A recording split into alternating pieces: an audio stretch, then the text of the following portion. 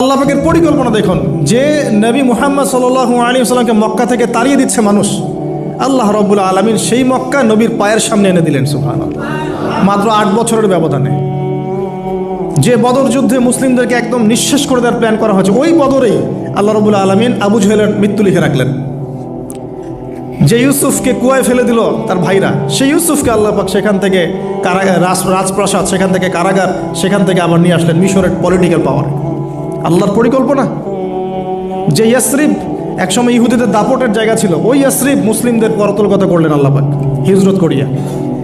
বাদশাহ নাজাশি আবিসিনিয়ায়, আমি তো মালয়েশিয়াকে একটা আবিসিনিয়া মনে করি, এখানে মাশাআল্লাহ এরকম পরিবেশ আছে, শান্তিপূর্ণ ইসলামী পরিবেশ। বাদশাহ নাজাশির এরকম পরিবেশ ছিল। বাদশাহ নাজাশি কিন্তু মুসলিম ছিল না, সে খ্রিস্টান ছিল। তারপরেও নবীজি বলতেন বাদশাহ নাজাশির রাজ্যে কেউ জুলুমের শিকার হয় না। সুবহানাল্লাহ। যদিও সে মুসলিম ছিল না, ওখানে ইসলাম নিয়ে গেলেন আল্লাহ পাক, ওখান থেকে পুরো আফ্রিকায় ইসলাম ছড়িয়ে পড়লো। সুবহানাল্লাহ। এক খালেদ বিন ওয়ালিদ রাদিয়াল্লাহু আনহু, যার হাতে উহুদ যুদ্ধে বহু মুসলিমের প্রাণ গিয়েছে না, সেই মানুষকে আল্লাহ রাব্বুল আলামিন হেদায়েত দিয়ে 100টা যুদ্ধ করিয়েছেন। সুবহানাল্লাহ। আল্লাহ পাকের পরিকল্পনা আমরা বুঝতে পারবো না, আল্লাহ পাকের পরিকল্পনা আমরা বুঝতে পারবো না। ওয়া মাকারুল্লাহ, তারা কৌশল করে, আল্লাহ পাকও পরিকল্পনা করে। দেখেন এই যে প্যালেস্টাইন নিয়ে এত সমস্যা করছে না, আল্লাহ পাকের কি পরিকল্পনা। সুবহানাল্লাহ। আল্লাহ পাক সমস্ত জিউসদেরকে ওইখানে একত্রিত করেছেন। কেন জানেন? আল্লাহ পাক এই যে 1914 থেকে নিয়ে 2023 এই যে সালগুলো চলছে, 100 বছর, লাস্ট 100 বছরে সারা ওয়ার্ল্ডের জিউসদেরকে ওখানে একত্রিত কেন করেছেন জানেন? যেইভাবে আল্লাহ পাক ফেরাউনের দলবলকে লোহিত সাগরে ডুবিয়ে দিয়েছেন, ওইভাবে আল্লাহ পাক প্যালেস্টাইনিদের সবাইকে ডুবাবে ইনশাআল্লাহ। এটাও আল্লাহ পাকের একটা বড় পরিকল্পনা। এটা ওরা বুঝতে পারছে না, কিন্তু সময় সাক্ষী দেবে ইনশাআল্লাহ। দেখে নিন, আমরা 100% হলফ করে বলতে পারি এটা হবেই ইনশাআল্লাহ। এই কারণেই লাস্ট এই যে অটোম্যানদের ডিফিটের পর থেকে নিয়ে 1970 থেকে নিয়ে যে first world war, second world war করতে করতে সব জায়গা থেকে জিউসরাকে একত্রিত করেছে এখানে, বিকজ অফ লাস্ট একটা সর্বশেষ একটা ম্যাসাকার আল্লাহ পাক করবেন এদেরকে ইনশাআল্লাহ। কার হাতে? ঈসা আলাইহিস সালামের হাতে। আমাদের উম্মতের মধ্যে কে নেতৃত্ব দিবেন? ইমামুল মাহদি, যার নাম হবেন মুহাম্মদ। তার নাম কি? মুহাম্মদ। তার বাবার নাম আব্দুল্লাহ, তার মায়ের নাম হবে আমিনা। তো এটাও ক্লোজিং টাইম। এখন আসুন, তো আল্লাহ পাকের কি পরিকল্পনা।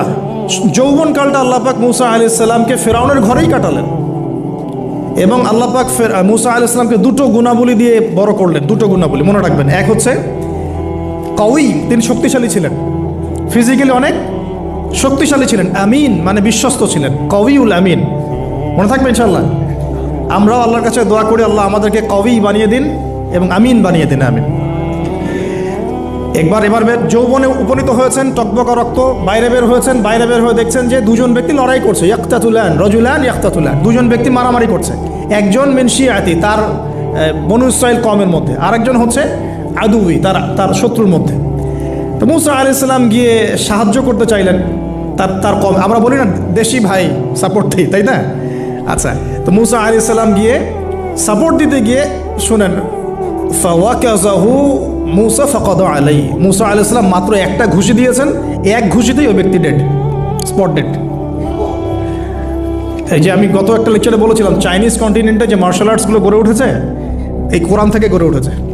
তার আগে ওদের সভ্যতা ছিল, সংস্কৃতি ছিল, ঠিক আছে। এক ঘুষিতে মানুষ মারা যায়, এটা কোরআন বলেছে। এক ঘুষিতে মানুষ মারা যায়, এটা কোরআন বলেছে। ওরা এখন রিসার্চ করে বের করে যে 6টা-7টা স্পট আছে মানুষের দেহে, এক ঘুষিতে মানুষ মারা যেতে পারে।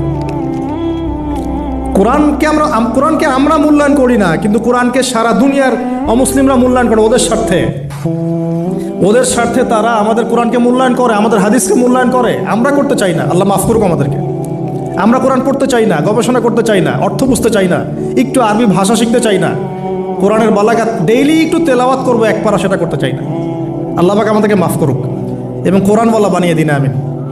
কথাগুলো বলার উদ্দেশ্য আপনাদেরকে আঘাত করা নয়, আমি জাস্ট আপনাদের কলবে একটু ধাক্কা দেওয়ার চেষ্টা করছি, যাতে করে আপনারা সবাই কোরআন তেলাওয়াত করেন ডেইলি এক পারা করে। আল্লাহ কবুল করে নেবেন। এবার আসুন দেখুন, এবার কি হলো, এটা ইন্টেনশনাল।